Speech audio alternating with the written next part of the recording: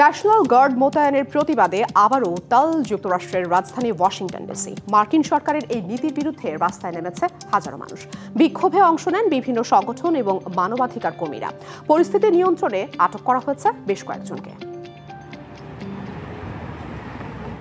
অপরাধ দমনে গেল মাসে ওয়াশিংটন সহ কয়েকটি শহরে ন্যাশনাল গার্ড সেনা মোতায়েনের ঘোষণা দেন মার্কিন প্রেসিডেন্ট ডোনাল্ড ট্রাম্প। প্রাথমিকভাবে ওয়াশিংটন ডিসিতে 800 সেনা মোতায়েন করেন। এর জেরে আবারও বিক্ষোভে উত্তাল দেশটির রাজধানী। উই আর অল ডিসি এ মিছিলে অংশ নেন অভিবাসী ও ফিলিস্তিনি সমর্থকরা। রাজধানীকে নিরাপদ রাখতে এখনই ট্রাম্পের পদত্যাগ করা উচিত বলেও স্লোগান দেন বিক্ষোভকারীরা। আমরা শান্তিপূর্ণভাবে দাবি জানাতে এসেছি, সরকারের উচিত মানুষের কণ্ঠস্বর শোনা। ডিসিতে একনায়কতন্ত্র চলছে, অবিলম্বে প্রশাসনের এমন কর্মকাণ্ড থামাতে হবে। বিক্ষোভ ও অবস্থান কর্মসূচি ঘিরে শুরু হয় উত্তেজনা। পুলিশের সঙ্গে বিক্ষোভকারীদের ধস্তাধস্তির ঘটনা ঘটে।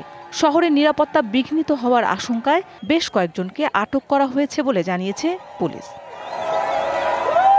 এর আগে অন্যান্য শহরেও দমন পীড়নের হুঁশিয়ারি দিয়েছেন ট্রাম্প। সোশ্যাল মিডিয়ায় দেয়া এক পোস্টে শিকাগো থেকে অভিবাসীদের বহিষ্কারের হুমকি দেন তিনি। 6টি রিপাবলিকান নেতৃত্বাধীন অঙ্গরাজ্য থেকে আসা সৈন্যসহ 2000-এর বেশি সেনা ওয়াশিংটনে টহল দিচ্ছে। তাদের মিশন কবে শেষ হবে তা পরিষ্কার নয়। তবে রাজধানীতে ন্যাশনাল গার্ডের দায়িত্ব 30শে নভেম্বর পর্যন্ত বাড়িয়েছে সেনাবাহিনী। মৌসুমী শান্তা, ডিবিসি নিউজ ডেস্ক।